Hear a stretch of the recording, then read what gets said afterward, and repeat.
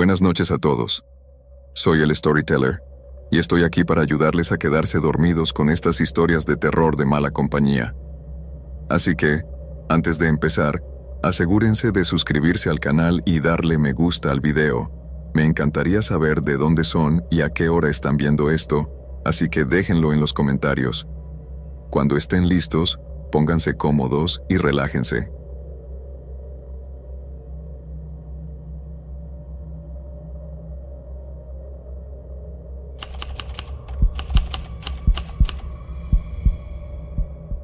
Nunca pensé que recordaría el otoño de 2018 y seguiría sintiendo un nudo en el estómago como lo siento ahora. En ese momento, vivía a las afueras del centro de Chicago, alquilando un departamento de una habitación encima de una panadería en Franklin Street. No era nada lujoso, pero era mío. Una pequeña sala de estar, una cocina que siempre olía ligeramente a pan recién horneado de la planta baja y un dormitorio que acababa de empezar a decorar para sentirme finalmente como en casa. En aquella época, los domingos eran para el fútbol americano y la cerveza. Ese septiembre en concreto, quedé con mi amigo Chris en Alice, un bar deportivo al que llevábamos años yendo. Chris y yo nos conocíamos desde el instituto y, aunque la vida nos había llevado por caminos diferentes, yo trabajaba en un monótono empleo de oficina en una aseguradora y él iba de un trabajo temporal a otro. Siempre volvíamos al fútbol americano. Ese domingo, los Bears estaban jugando fatal, apenas aguantando contra un equipo al que deberían haber dominado. Pero realmente no nos importaba. Era una excusa para beber, comer alitas grasientas y gritar a las pantallas gigantes de televisión. A mitad de la segunda parte, el teléfono de Chris vibró. Se recostó en su silla, con una sonrisa burlona en el rostro, y dijo: «Oye, ¿te importa si viene mi chica? Va a traer a una compañera de trabajo. Dice que es guapa». «Sí, claro, amigo», dije, sin apartar la vista de la pantalla. Unos 30 minutos más tarde aparecieron. Ya conocía a la novia de Chris, Sara. Era dulce y ruidosa de una manera divertida, el tipo de chica que se hacía amiga de los camareros allá donde iba. Pero la mujer que la acompañaba, llamada Nadia, me dejó helado. Era, sin exagerar, una de las personas más llamativas que había visto en mi vida. Tenía un aspecto medio oriental, piel morena que parecía brillar bajo la tenue luz del bar, cabello largo y oscuro, y unos ojos intensos y cautivadores que te atraían como si pudieran ver a través de todo tu alma. Sara hizo toda la presentación fingiendo indiferencia, pero me fijé en la forma en que le sonreía a Chris. Más tarde, me enteré de que Nadia ya había preguntado por mí después de ver una foto de nosotros en la página de Facebook de Sara. Básicamente, se estaba gestando un emparejamiento sin que yo lo supiera. Empezamos a hablar y fue sorprendentemente fácil conectar con ella. Tenía un ingenio rápido y agudo que me hacía reír, y sentí que tenía que estar más atento para seguirle el ritmo. Intercambiamos números antes de que terminara la noche, y así, una cita para tomar un café se convirtió en 3. 3 se convirtieron en cenas, paseos nocturnos por el río, y horas de charla en mi sofá con la televisión en silencio de fondo. Nadia era intensa. Esa es la única palabra que puedo usar para describirla realmente. Cuando estaba feliz, era contagiosa. Se entregaba por completo a las conversaciones, a las carcajadas, a hacer planes elaborados para el fin de semana. Y cuando me besaba, era como si pusiera todo su ser en ello. Las cosas avanzaron rápido, y lo hicimos oficial después de un mes. Al principio, era todo lo que yo pensaba que debía ser una relación. Me esperabas en la estación de tren después del trabajo, a veces con un café caliente ya preparado para mí. También teníamos nuestras pequeñas tradiciones, como ver Jeopardy todas las noches. Se convirtió en algo nuestro, gritar las respuestas al televisor y llevar la cuenta de los puntos como un par de idiotas. Pero entonces, quizá al cabo de 2 meses, empecé a notar otra faceta de ella. Nadia odiaba equivocarse.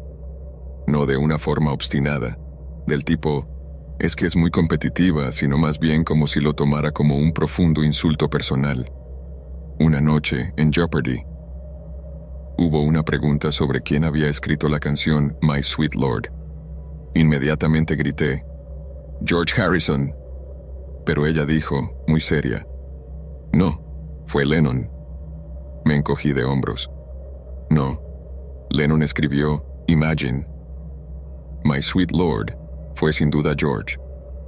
Ella me lanzó una mirada tan afilada como un cristal roto, como si acabara de insultar personalmente su inteligencia.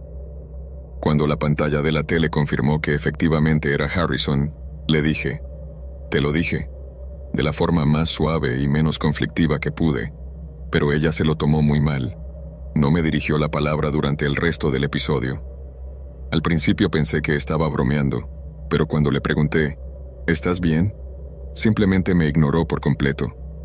Al final, cogió su bolso, cerró de un portazo la puerta de mi casa y se marchó. 3 horas y 6 llamadas perdidas más tarde, finalmente me envió un mensaje de texto. Me has avergonzado. Me has hecho sentir estúpida. No me lo merezco. No supe cómo responder. No me había burlado de ella, ni siquiera había levantado la voz. Pero cuando intenté explicárselo, se echó a llorar por teléfono, diciendo que estaba estresada por el trabajo, que su tía estaba enferma y que simplemente había perdido los estribos. La perdoné, claro. Quizás no debía hacerlo. Después de eso, las peleas continuaron por las cosas más insignificantes.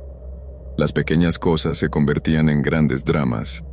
Si llegaba 5 minutos tarde a una cita con ella, me decía, ¿por qué no respetas mi tiempo?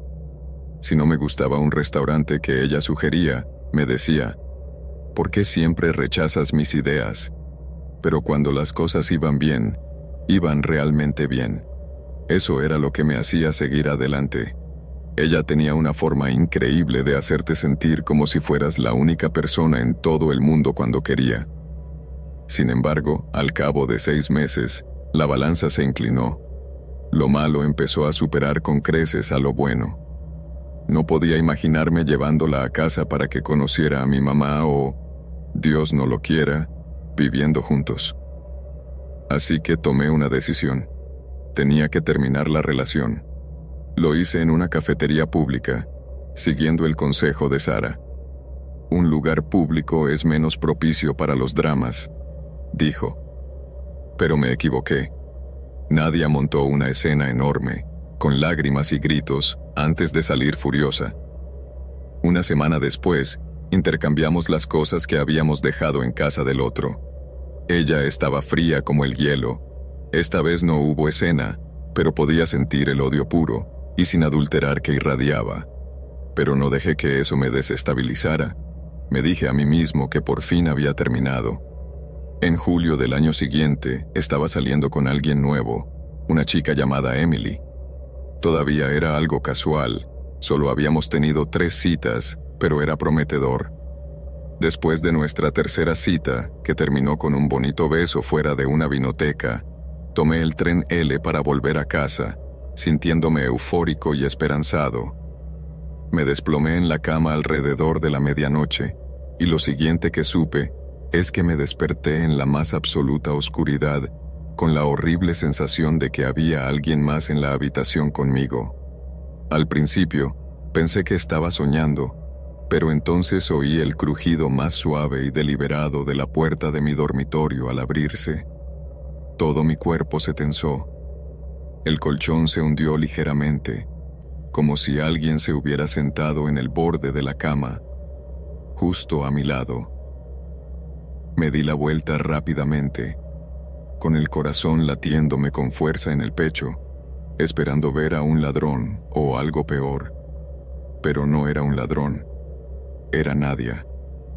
Estaba sentada en el borde de mi cama, con su cabello oscuro colgando hacia adelante y mirándome fijamente en la oscuridad. Por una fracción de segundo, me invadió un miedo primitivo. Pensé, no. Lo sabía. Ha venido a matarme. Nadia, no lo hagas. Balbuceé. retrocediendo en la cama, a punto de caerme. Pero entonces, ella solo me miró y susurró: «Lo siento». Luego se levantó, salió de mi habitación y se marchó de mi departamento sin decir una sola palabra más. No dormí en toda la noche.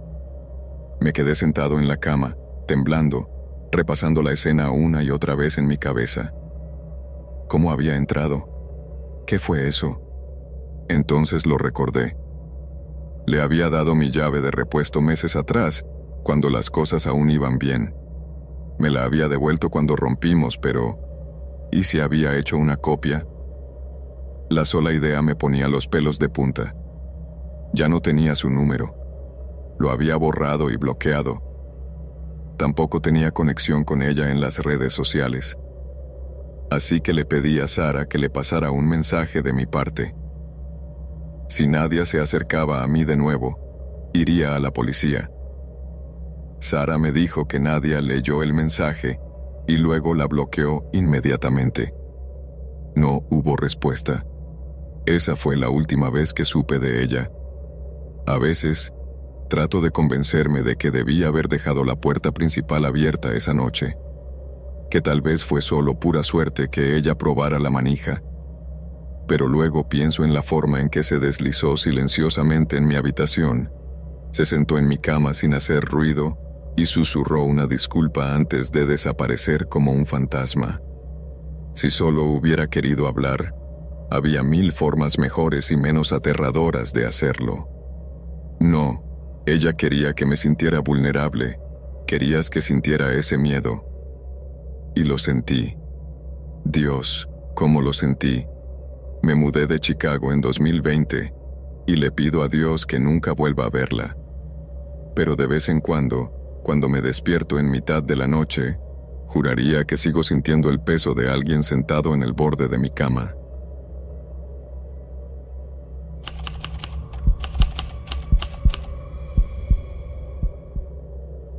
Recuerdo ese semestre con una claridad que todavía me pone nerviosa, sobre todo porque estuve a punto de no superarlo. Estaba en mi último año de la escuela de enfermería, ahogada en deudas, perpetuamente agotada y aferrándome a mi cordura por un hilo. Pero también estaba firmemente decidida a completar mis prácticas clínicas finales. Me llamo Maya, y durante ese fatídico trimestre, me asignaron a la sala de oncología del Mercy Peak General, un hospital universitario en una ciudad que nunca había visitado antes. La mayoría de mis compañeros de clase habían tenido la suerte de ser asignados a hospitales cercanos a sus hogares, pero mi destino estaba a 4 agotadoras horas en coche. No tenía familia en la zona y las pocas plazas de alojamiento para estudiantes del hospital ya estaban ocupadas. Así que, como otros muchos estudiantes sin dinero antes que yo, me sumergí en las turbias aguas de los anuncios de alquiler online, buscando frenéticamente un lugar que fuera asequible y no aterrador. Fue entonces cuando mi amiga Jessica, otra estudiante de enfermería de mi programa, me envió un mensaje de texto que me pareció un salvavidas. «Hola, ¿dónde te han asignado las prácticas clínicas?» «Mercy Peak». «Está muy lejos». «Estoy un poco asustada», le contesté. «Espera, no puede ser. A mí también me ha tocado Mercy Peak. ¿Quieres que busquemos un lugar juntas y dividamos el alquiler?» El alivio fue abrumador. Conocía a Jessica desde nuestro primer año. Era pragmática, tenía un sentido del humor negro que me gustaba, y habíamos sobrevivido juntas a innumerables sesiones de estudio que duraban toda la noche.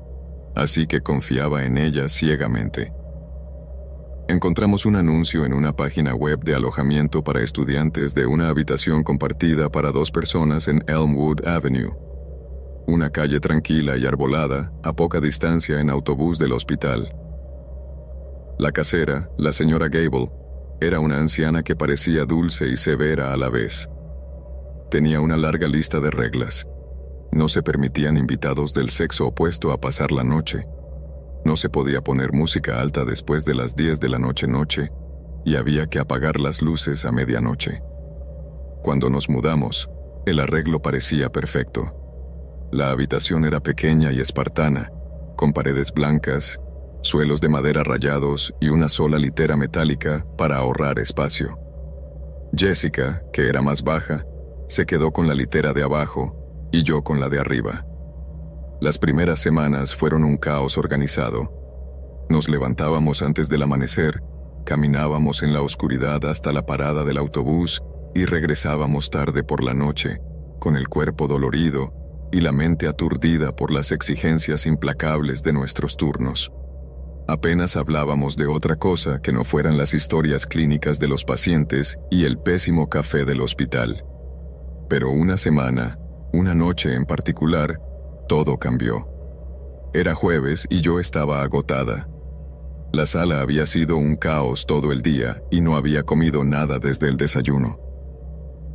Jessica me había enviado un mensaje antes para decirme que estaba cubriendo un turno extra por otro interno que se había dado de baja por enfermedad. Decidí comprar una hamburguesa en el restaurante abierto las 24 horas cerca de nuestra pensión, y recuerdo vívidamente el camino. La humedad opresiva en el aire, la luz débil de las farolas y el olor a antiséptico y café rancio de mi bata. Cuando regresé, eran casi las 11 de la noche, y la pensión estaba inquietantemente silenciosa. Podía oír cómo crujían las tablas del suelo bajo mis pies mientras caminaba por el pasillo. Cerré la puerta de nuestra habitación con llave, un hábito ya arraigado tras años de vivir en espacios compartidos. Luego, subí la escalera hasta la litera de arriba y me dejé caer sobre el delgado colchón.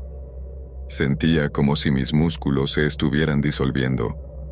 Estuve unos minutos navegando sin rumbo fijo por las redes sociales, con los párpados pesados como el plomo, y luego le envié un mensaje rápido a Jessica. ¿Vas a venir a casa esta noche? No obtuve una respuesta inmediata, así que seguí desplazándome sin pensar en nada. Unos 10 minutos más tarde, oí el sonido de una llave en la cerradura de nuestra puerta. El clic fue nítido y claro en la casa silenciosa. Sabía que la había cerrado con llave, pero Jessica tenía su propia llave, así que no le di importancia. Simplemente supuse que había terminado su turno. La puerta se abrió y luego se cerró suavemente. Oí el sonido de unos zapatos al quitarse y el leve susurro de lo que parecía una bolsa de papel. La estructura de la litera se movió ligeramente cuando, supongo, Jessica se subió a la cama de abajo. No me molesté en mirar hacia abajo. Estaba demasiado agotada para moverme. ¿Por fin terminaste?, murmuré. Hubo una breve pausa y luego escuché su voz desde abajo. Sí, te traje unos donuts para el desayuno de mañana.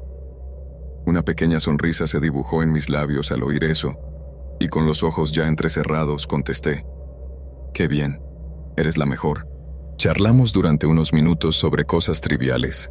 El nuevo médico residente que parecía incapaz de poner una vía intravenosa correctamente, la máquina expendedora del sótano que nos robaba el dinero constantemente. Era una conversación completamente normal y mundana. Entonces, ella dijo en voz baja: «¿Puedes cerrar la ventana? Hay corriente». La ventana estaba al otro lado de la habitación, a unos 3 metros de distancia. Gemí con fastidio. «Uf, chica, tú estás más cerca. Ciérrala tú». «No puedo», respondió, pero su voz ahora sonaba más débil, como forzada. «Me duelen mucho las piernas». Suspiré con resignación y con una oleada de irritación que superó momentáneamente mi agotamiento. Entonces me incorporé para sentarme.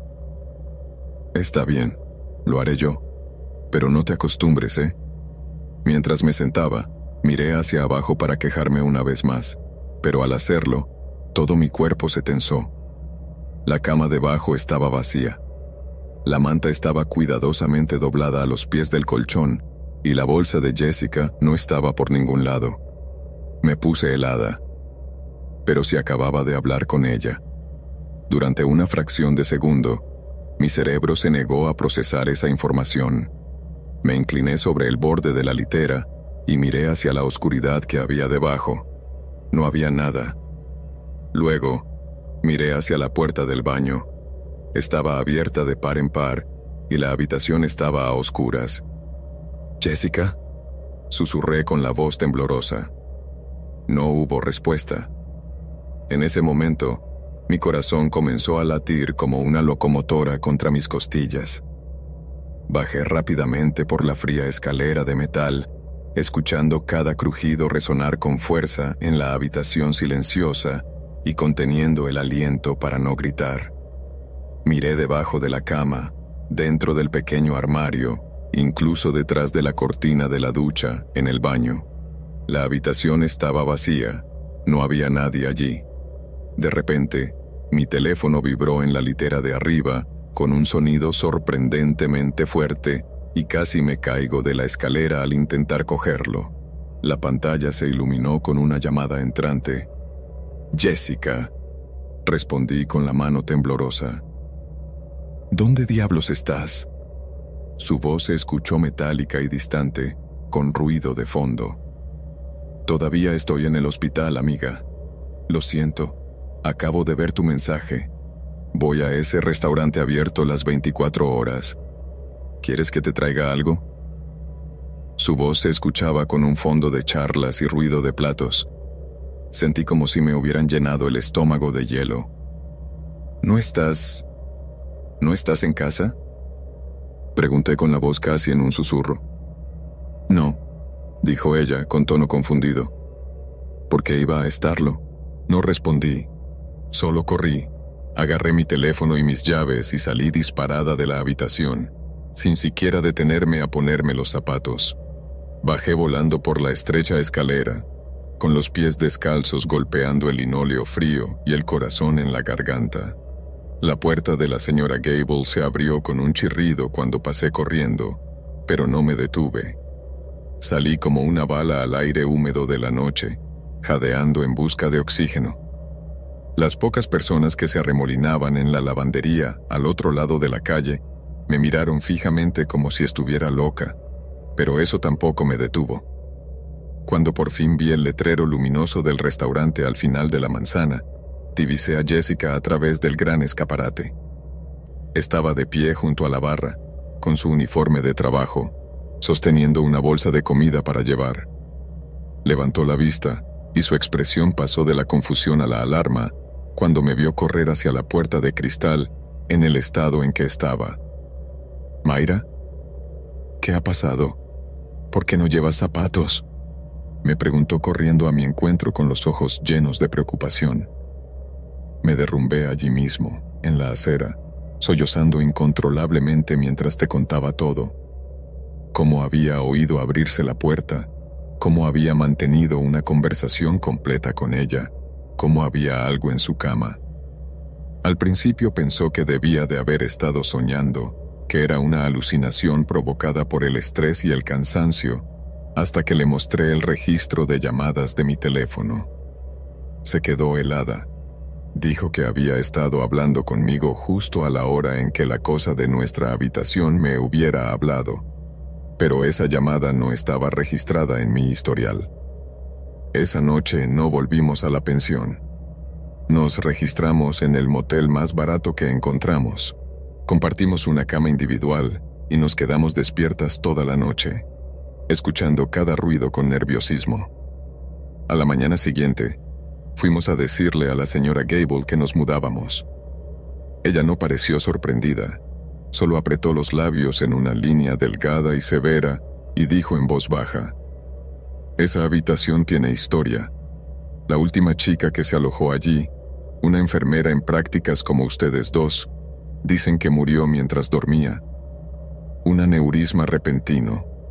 Eso fue todo lo que dijo. Jessica y yo empacamos nuestras cosas ese mismo día y encontramos un nuevo apartamento, más caro, pero más cerca del hospital. Nunca más me atreví a dormir en una litera. Siempre tenía el temor persistente de que alguien estuviera acostado en la litera de abajo, esperando a que me durmiera. Incluso ahora, varios años después, cuando estoy en ese estado confuso entre la vigilia y el sueño, A veces juraría que puedo oír el leve crujido de un colchón y una voz baja y suave que susurra: ¿puedes cerrar la ventana?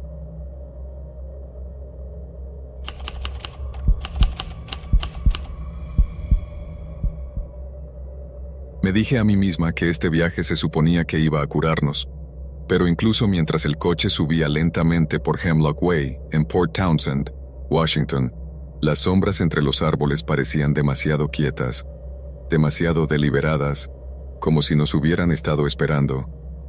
Me llamo Zoe. Tenía 16 años aquella primavera de 2022 y cargaba con más cansancio del que debería tener una chica de mi edad. Papá llevaba casi un año fuera de casa. No estaba muerto ni enfermo, simplemente se había ido. Se había ido con una maleta un miércoles por la mañana y nunca más lo volvimos a ver. No dejó ninguna nota, ninguna explicación, solo un eco hueco en las paredes y una madre que se sentaba durante demasiado tiempo en la mesa de la cocina, mirando fijamente su café sin tocar hasta que se enfriaba. Su ausencia se aferró a mí de una manera diferente. Básicamente dejé de confiar en las cosas que se suponía que iban a durar. Amigos, maestros, incluso mi propio cuerpo. Cuando me miraba en el espejo, todo me parecía temporal, como si en cualquier momento pudiera desvanecerse en la nada. Es difícil de explicar esa sensación, pero el caso es que construí un caparazón a mi alrededor y lo llené con sesiones nocturnas de redes sociales, música lo suficientemente alta como para ahogar mis pensamientos y la tranquila actuación de estar bien. Pero no lo estaba. Mamá pensó que este fin de semana fuera lo arreglaría, o al menos sería un comienzo. Un Airbnb en 717 Hemlock Way, Port Townsend.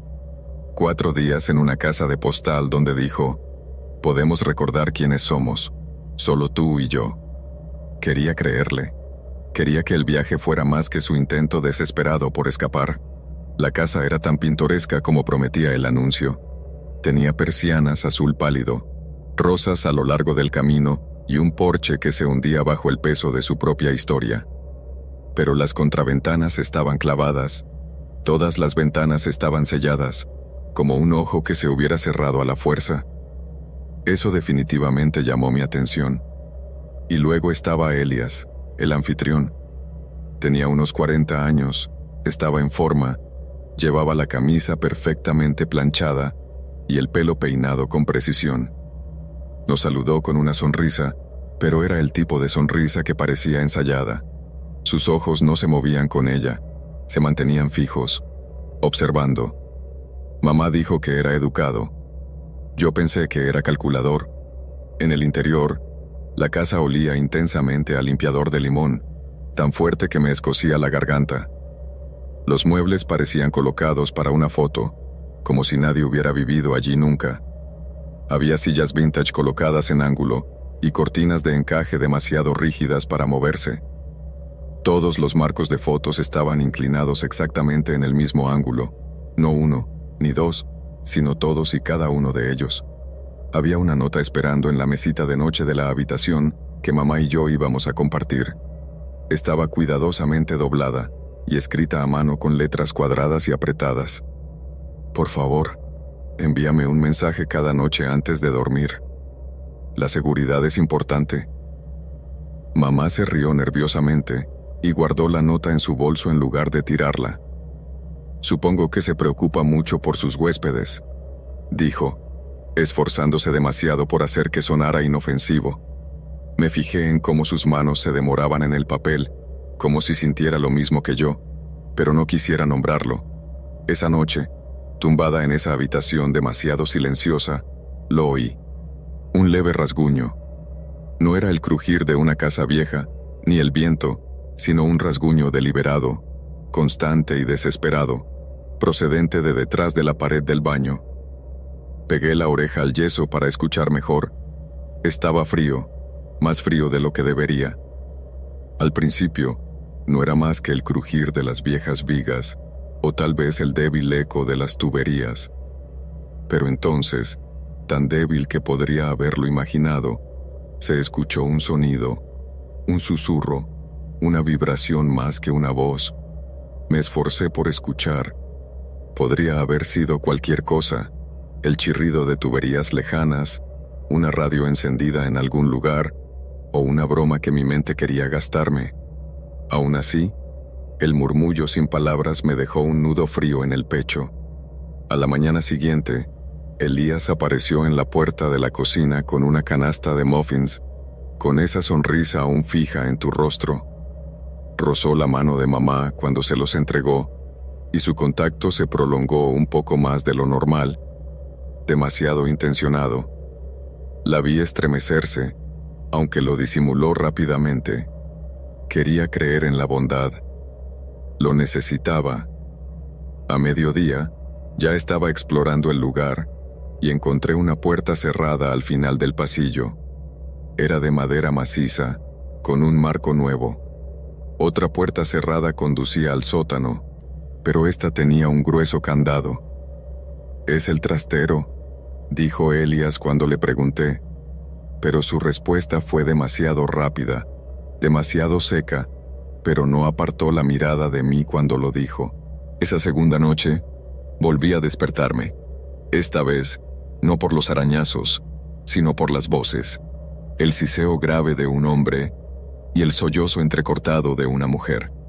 Luego, un sonido agudo, como si alguien le hubiera tapado la boca con la mano rápidamente. Pero después el silencio lo engulló todo. Desperté a mamá sacudiéndola. «¿Lo has oído, verdad?». Ella me miró parpadeando, desorientada. Sus ojos recorrieron mi rostro y luego el techo oscuro.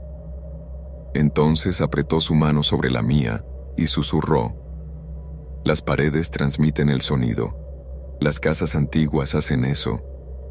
Pero su voz temblaba, y con la tenue luz del pasillo que se colaba por debajo de la puerta, vi cómo apretaba la mandíbula. Lo había oído. Simplemente no quería creerlo. A la mañana siguiente, en el baño, encontré algo en el desagüe, un destello metálico. Lo saqué con el extremo de mi cepillo de dientes y me sorprendí al ver lo que era. Una pulsera de oro, delicada y femenina, y aún estaba ligeramente caliente, como si la hubieran llevado puesta hacía unos instantes. Me la guardé en el bolsillo, sintiendo náuseas. La casa se volvió más pesada después de eso. El limpiador de limón apestaba a algo metálico, como óxido. Las cortinas clavadas hacían que la noche fuera sofocante y... Entonces apareció otra nota debajo de la puerta: «Mantén las ventanas cerradas. Confía en mí». ¿Era una advertencia o una orden? Para la tercera noche, no pude mantenerme en silencio. Seguí el débil llanto por el pasillo hasta que pegué la oreja a la puerta cerrada del sótano. Susurré un «¿Hola?». Nada. Silencio. Luego, 3 golpes débiles, deliberados y rítmicos. Me temblaban las manos mientras buscaba la llave en un cajón de la cocina, y finalmente la encontré escondida bajo una pila de toallas. No sé qué me impulsó a hacerlo. La curiosidad, el miedo, o quizá ambos. Pero la introduje en el candado y giré. La puerta se abrió con un chirrido, y de inmediato me golpeó el olor. Tierra húmeda, sudor, hierro y sangre. Las escaleras crujieron cuando bajé. Una sola bombilla se balanceaba débilmente y su luz apenas se aferraba a las sombras. Y allí, al otro extremo, estaba ella. Una mujer delgada y pálida, sentada, con las muñecas en carne viva y los ojos hundidos, pero ardientes cuando se posaron en mí. Sus labios se movieron y su voz se retorció, entrecortada por los sollozos. No me deja marchar. No deja marchar a ninguno de nosotros. Me quedé helada. Su sombra no coincidía con su cuerpo. Se retorcía y se estiraba por la pared, moviéndose por sí sola. «¿Qué diablos?», murmuré en susurro entrecortado. Retrocedí tambaleándome. con la bilis subiéndome por la garganta. Pero entonces, la luz se apagó. Las escaleras crujieron sobre mí y no necesité mirar para saberlo. Él estaba allí, Elías. No se apresuró, no gritó. Simplemente se quedó de pie en lo alto de las escaleras. Su figura era una silueta contra la tenue luz de la cocina, y su voz flotaba, tranquila y firme, como si estuviera hablando del clima. La curiosidad puede ser peligrosa, Zoe. Me quedé paralizada, con todos los músculos tensos. Él no se movió, no le hacía falta. Su quietud era sofocante y su calma peor que la ira. La mano de la mujer me agarró la muñeca, fría como el hielo, y me tiró hacia ella, pero me liberé como pude y subí tambaleándome. En lo alto de las escaleras, él seguía bloqueando el paso. Entonces me miró con algo más profundo que la ira, una especie de hambre. No vi el cuchillo hasta que lo empujé. Entonces apareció el brillo del acero, preciso en su mano. «Quédate donde estás», susurró. Mi corazón se contrajo dentro de mi pecho, pero no me detuve. Corrí hacia la habitación y comencé a gritar con todas mis fuerzas, llamando a mi mamá y sacándola de la cama de un salto. Ella me miró con los ojos desorbitados y la respiración entrecortada, y luego lo miró a él, de pie en la puerta, sereno y con el cuchillo brillando en su mano. «Helen», dijo suavemente, utilizando el nombre de mi madre como si fueran amantes. «No tienes que irte. Las dos pueden estar a salvo conmigo». El rostro de mi madre se contrajo por el terror, me agarró de la mano con fuerza y me gritó: «¡Corre!». Ambas salimos corriendo y lo empujamos, apartándolo de la puerta sin pensar en el cuchillo. Insólitamente no nos atacó. Salimos corriendo por la puerta trasera, con las rosas arañándonos la piel mientras tropezábamos en la noche. Sus pasos nos seguían, firmes y mesurados, sin correr, sin apresurarse, solo con confianza. La casa del vecino estaba a oscuras y vacía. No hubo respuesta a nuestros golpes en la puerta, y no parecía haber nadie alrededor. Mi pecho se agitaba, y mi mente daba vueltas pensando en una escapatoria. Entonces agarré el carrete de la manguera del jardín, lo balanceé con fuerza y rompí la ventana trasera de la casa con la boquilla de metal. Mamá se subió primero y me tiró tras de ella. Una alarma comenzó a sonar, y tan solo unos minutos después, oímos las sirenas lejanas acercándose. La policía se lo llevó esa noche.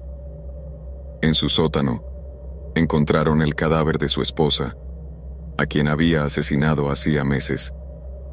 Cuando la sacaron, pude oírla susurrando palabras que solo yo parecía escuchar. «Volverá a por mí». Los periódicos lo llamaron monstruo y fue condenado a cadena perpetua. Mamá dice que se acabó, pero ahora su voz tiembla cuando lo dice. A veces me abraza con demasiada fuerza, como si tratara de borrar el recuerdo de ambos, ese hombre y el aterrador fantasma de su esposa. Aún recuerdo su sombra, la estática de su voz y sus dedos fríos aferrándose a mi muñeca. Ella insiste en que solo fue un trauma, una alucinación, nada real, pero veo cómo me escudriña el rostro, desesperada porque esté de acuerdo. No puedo estarlo, no después de lo que vi.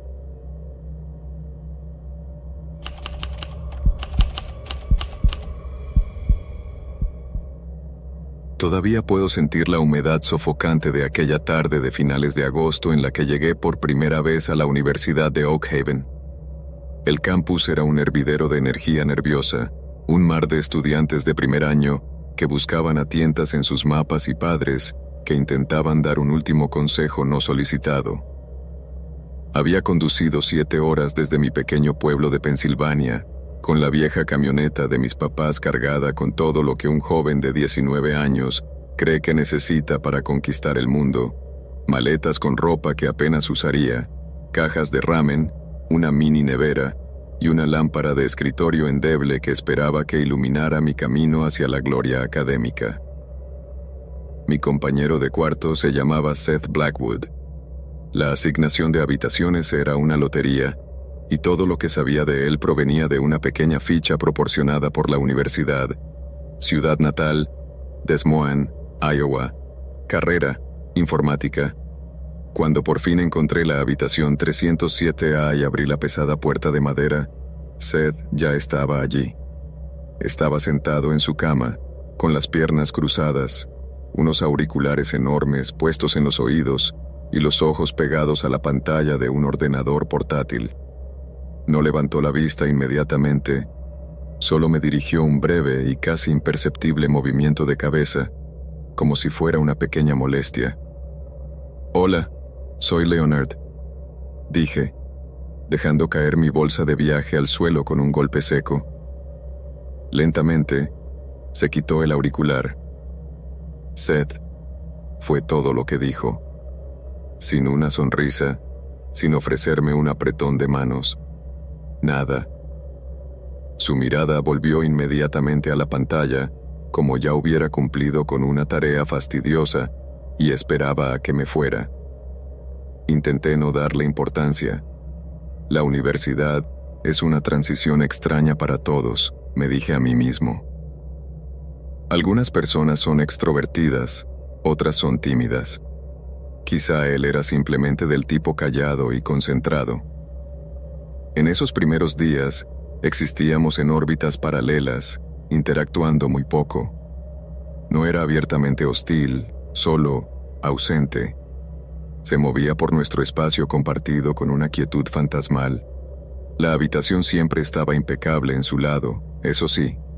La mayoría de las mañanas se iba antes de que yo me despertara y regresaba tarde por la noche, pasando horas mirando en silencio su computadora en la oscuridad, con las cortinas siempre corridas.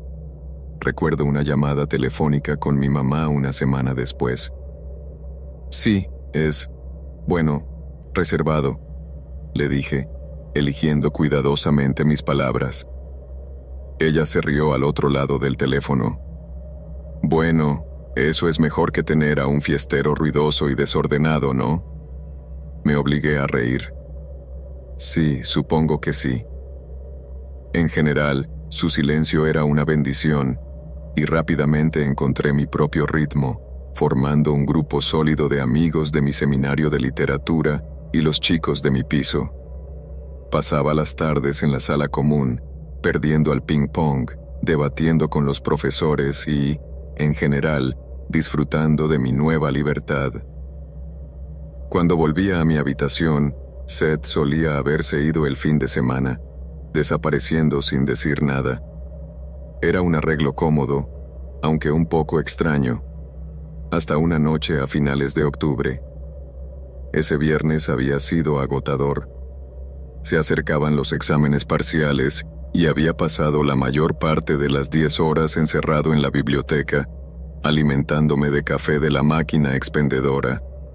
Cuando finalmente regresé al dormitorio alrededor de las 9 de la noche, la habitación estaba completamente a oscuras. Seth no estaba allí. Su cama estaba perfectamente hecha, un rectángulo austero de estilo militar en la penumbra. Su computadora portátil estaba cerrada sobre su escritorio. Probablemente se fue a casa el fin de semana, pensé. Dejé mi mochila sobre la silla, me puse los audífonos y me sumergí en un videojuego. El caos digital familiar era un escape bienvenido. La habitación estaba en silencio, salvo por el frenético clic de mi ratón y el tic-tac del antiguo radiador que luchaba contra el frío otoñal. Hacia la 1 de la madrugada, finalmente me recosté. Tenía los ojos ardiendo, así que decidí dar por terminada la noche. Me quité los audífonos y el repentino silencio de la habitación amplificó el tic-tac del radiador. Entonces me volví hacia mi cama, y fue entonces cuando lo vi. Un movimiento fugaz que era casi imperceptible, un ligero cambio en las sombras al otro lado de la habitación. Me quedé paralizado, con la mirada fija en el oscuro vacío debajo de la cama de Seth. Allí abajo estaban su mini nevera y unas cuantas cajas de plástico, pero habría jurado que vi algo moverse.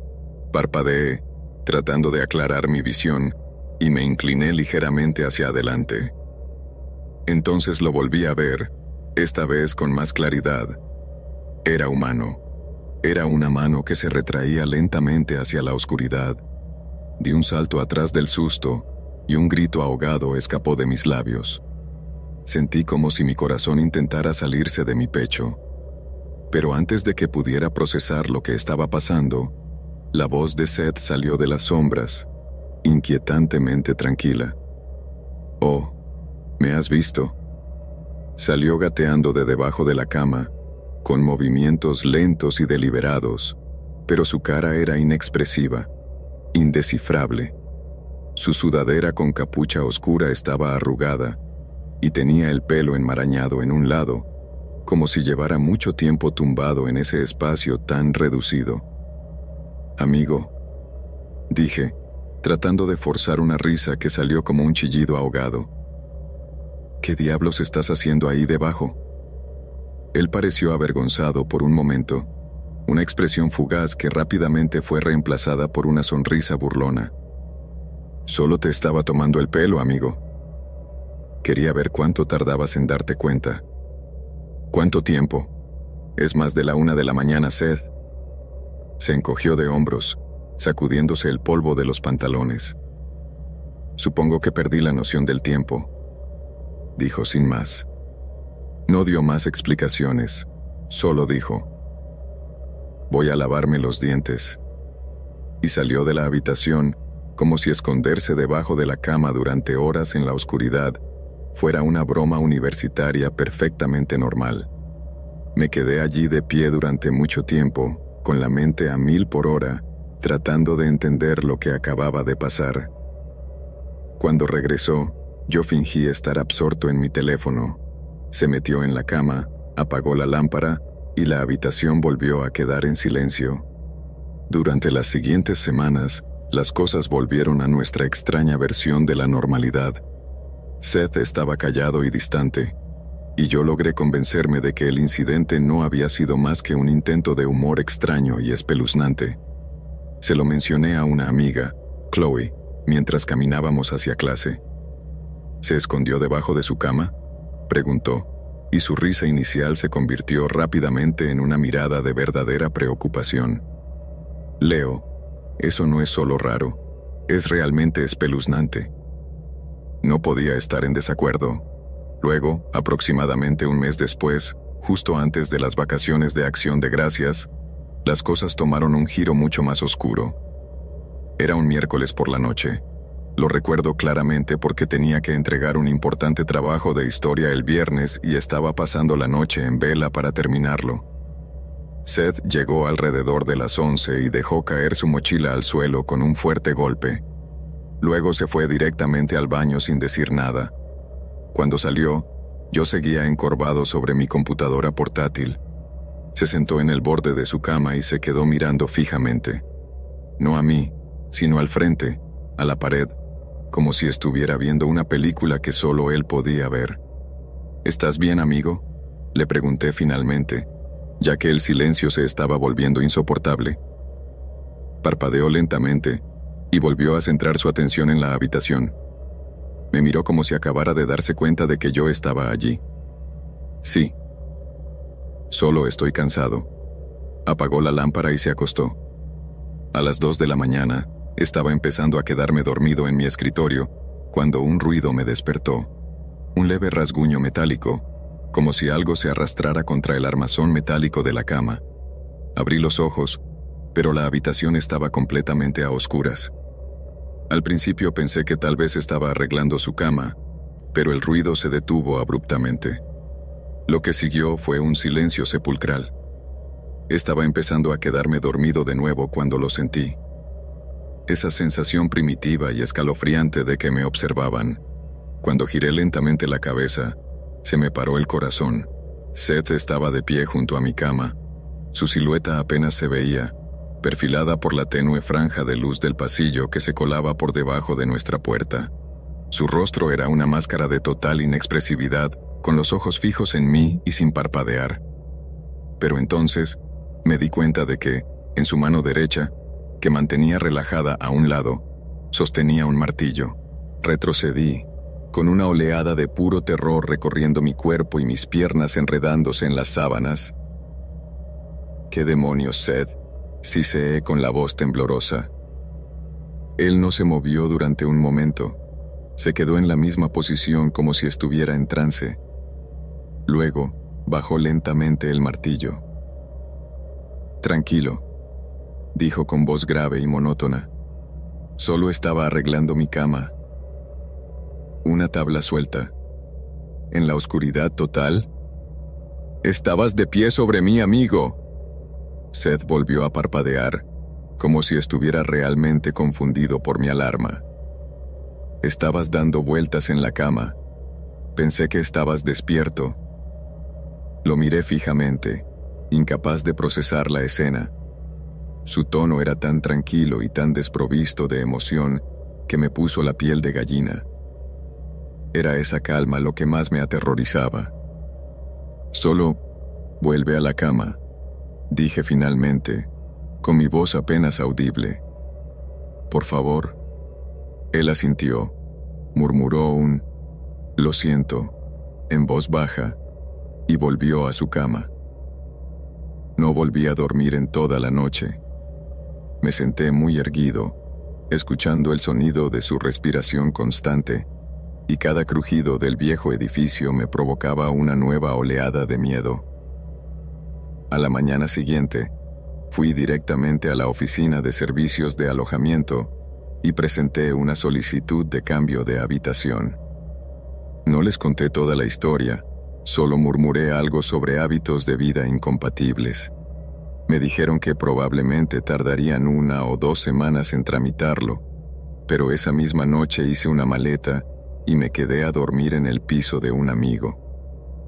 Le dije a Seth que estaba trabajando en un proyecto en grupo y que estaría fuera unos días. Él solo asintió, con la misma expresión impasible. Cuando finalmente aprobaron mi cambio, esperé hasta saber que estaba en clase. Luego regresé a la habitación con 2 amigos, empaqué todas mis pertenencias a toda prisa y me fui sin mirar atrás. Nunca volví a caminar por ese pasillo, pero meses más tarde, hacia el final del semestre de primavera, oí el rumor de que Seth había sido expulsado de la universidad. La historia era vaga, algo sobre un incidente violento en las residencias. Nunca pregunté los detalles, pero no puedo evitar preguntarme qué había decidido realmente en ese momento y qué habría pasado si no me hubiera despertado.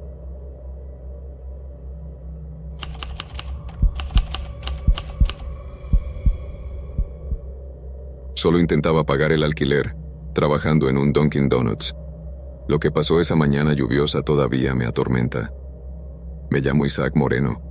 Tenía 24 años en ese momento, intentando mantenerme a flote después de dejar la universidad.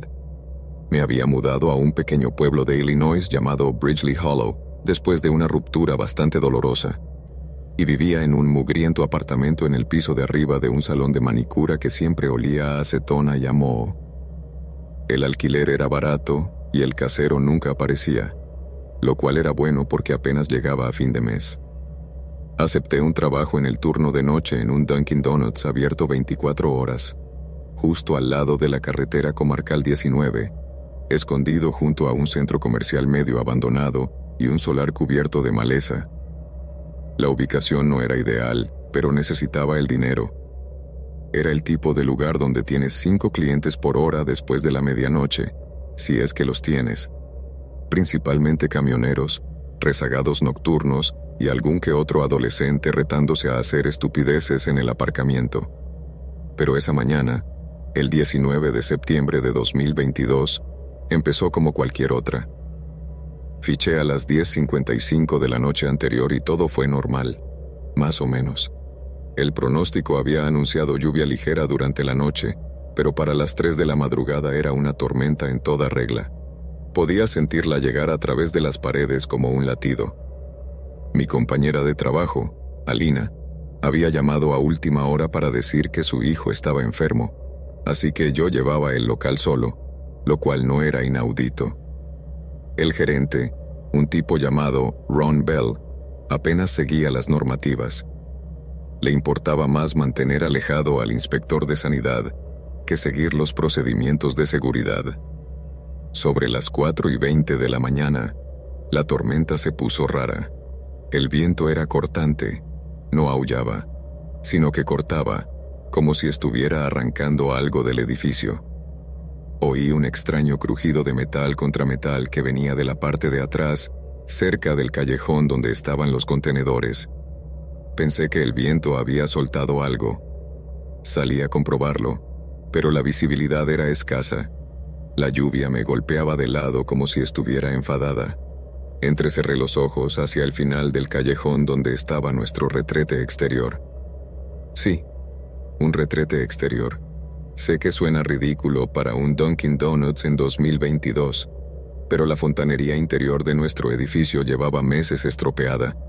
Una tubería de alcantarillado atascada, algo sobre las raíces de los árboles. Ron puso una caseta improvisada tipo letrina en la parte de atrás.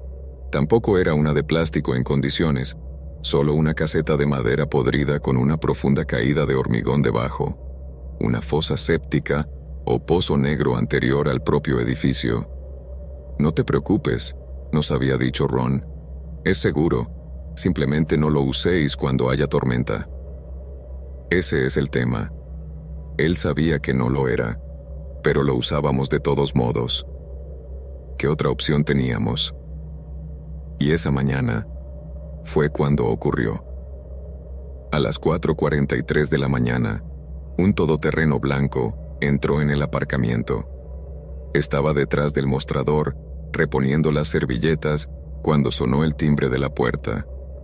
Entró un grupo de chicas de instituto, 5 de ellas. Lo recuerdo porque me pareció extraño que estuvieran fuera tan temprano. Estaban todas empapadas y riendo de esa manera que haces cuando intentas ignorar lo incómoda que estás.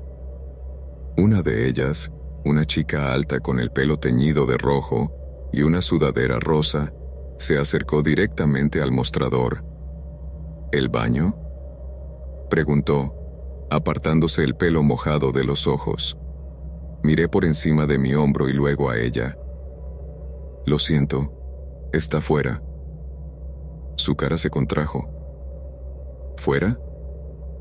No tenemos fontanería interior ahora mismo. El retrete está a la izquierda del contenedor. Parece una caseta. Llevad la luz del móvil. Está oscuro. Todas se miraron entre sí y luego salieron de nuevo a la tormenta sin pedir nada. Las observé por la ventana mientras se dirigían a la parte trasera de la tienda, acurrucadas como pingüinos contra el viento. Ese crujido metálico volvió, y juro que toda la esquina trasera del edificio crujió como si se hubiera desplazado ligeramente. Tuve un presentimiento terrible entonces, como si algo antiguo se hubiera movido en la tierra bajo la tienda, pero me dije que lo olvidara. Pasaron 15 minutos. Empecé a limpiar la encimera, intentando mantenerme despierto. Fue entonces cuando oí el primer grito. Fue agudo y rápido, cortado a mitad de aliento. Dejé caer el trapo y salí corriendo, la lluvia empapándome la sudadera de inmediato. Cuando llegué al callejón, todo lo que pude ver fue la puerta de madera deformada del retrete abriéndose violentamente, colgando medio de su bisagra. Entonces la vi a ella, una de las chicas, agarrada al marco, con la parte superior del cuerpo extendida y temblando. ¡Ayuda!, chilló. Se han caído. Me quedé helado. ¿Qué? ¿Quién se ha caído? Se han caído. El suelo ha desaparecido. Corrí hacia la puerta y miré hacia abajo. Lo que vi, todavía no tengo las palabras adecuadas. Todo el suelo del retrete se había derrumbado en la fosa de abajo. Un pozo de al menos 2,5 metros de profundidad, lleno hasta la mitad de agua de lluvia y aguas residuales. 4 chicas estaban allí abajo, gritando, arañando las paredes de hormigón resbaladizas por la suciedad. Algunas intentaban trepar por las vigas que todavía estaban inclinadas hacia abajo como huesos rotos. Una chica ya estaba sumergida hasta el cuello, sus manos agarrando salvajemente los escombros flotantes. «Agárrate, no te muevas», grité, retrocediendo y casi resbalando. Corrí por el lado del edificio y cogí el palo de la fregona y un alargador del armario de suministros, atando el cable al palo como una especie de cuerda de salvamento improvisada. Cuando volví, 2 de las chicas en el pozo estaban peleando entre sí, no por odio, sino por pánico. Una intentó subirse a la espalda de la otra, haciendo que ambas se hundieran bajo la superficie. Gritos y gorgoteos resonaban contra el hormigón. «¡Oh, Dios!», sollozó la chica que todavía estaba colgada de la puerta. «¡Haz algo!». Me arrodillé y bajé el palo, gritándoles que lo agarraran. Una de las chicas, más pequeña, quizás de 14 años, se aferró al palo con todas sus fuerzas. Tiré hasta que me ardieron los hombros, resbalando en el barro, con la lluvia todavía cayendo con fuerza a mi alrededor. Su cara emergió primero, con los ojos muy abiertos y empapada en desechos. Jadeó como si volviera de entre los muertos. La subí lo suficiente como para que otra chica que todavía estaba junto a la puerta ayudara a ponerla a salvo. Volvía por las otras. El olor, el sonido, los gritos se habían convertido en gemidos. Algunas jadeaban. «Mamá, por favor», en la oscuridad. No podía ver cuántas seguían vivas. Volví corriendo adentro y llamé al 911. Dijeron que los equipos de rescate estaban retrasados por la tormenta y las inundaciones. Fue entonces cuando me di cuenta de que estaba solo. Yo y un agujero lleno de chicas intentando no morir en la inmundicia. Corrí al otro lado de la calle, al taller de Gerald, sabiendo que a veces llegaba temprano. Estaba allí, gracias a Dios, abriendo la entrada lateral. Lo agarré y no le expliqué nada. Simplemente lo arrastré a la tormenta. Entre los dos, logramos bajar una correa de remolque al pozo. Otra chica se agarró débilmente. Intentaba tirar de otra con ella, pero la segunda chica no se movía, ni siquiera parpadeaba. «Tenemos que sacar primero a las vivas», dijo Gerald, ahogándose con el hedor. No quería admitirlo, pero tenía razón. Una por una, las sacamos. Estaban cubiertas de sangre, heces y agua de lluvia, y la mayoría estaban demasiado débiles para hablar. Una chica vomitó en el momento en que salió al aire libre. Otra se desmayó. Cuando los paramédicos llegaron 40 minutos después, 2 chicas seguían allí abajo. Les ayudé a bajar una escalera adecuada a la fosa. Recuperaron a una más, apenas respirando, pero viva. La quinta. Encontraron su cuerpo flotando boca abajo en una esquina del Pozo Negro. Tenía 16 años. Se llamaba Mia Delgado. No dormí durante 2 noches. Las pesadillas no eran sobre el pozo o el olor, o ni siquiera los gritos. Eran sobre la cara de Mia, inexpresiva y pacífica, como si lo hubiera aceptado. El dueño, Ron, intentó echar la culpa, por supuesto. Dijo que las chicas no deberían haber estado allí. Afirmó que les dijo que no lo usaran en tormentas, pero todos sabíamos que esa letrina llevaba meses pudriéndose. Los cimientos tenían grietas visibles. El olor había empeorado cada semana. Siguió una investigación.